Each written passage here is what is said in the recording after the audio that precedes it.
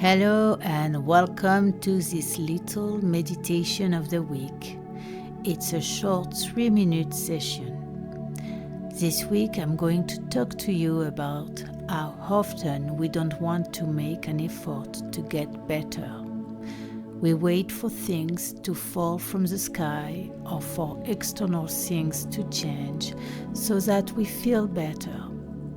Yes, of course, it contributes to our well-being when external things change, without questioning ourselves. But honestly, well-being, living in peace, harmony and love really come from within us. What I can offer you this week when faced with difficult situations: start by repeating this little phrase to yourself. Everything always turns to my advantage. Everything always turns to my advantage. Whatever the situation is, everything always turns to my advantage.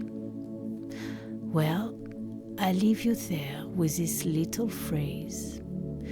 We are going to focus now on our breathing and this little phrase for this 3 minutes. Everything always turns to my advantage, and we'll start now.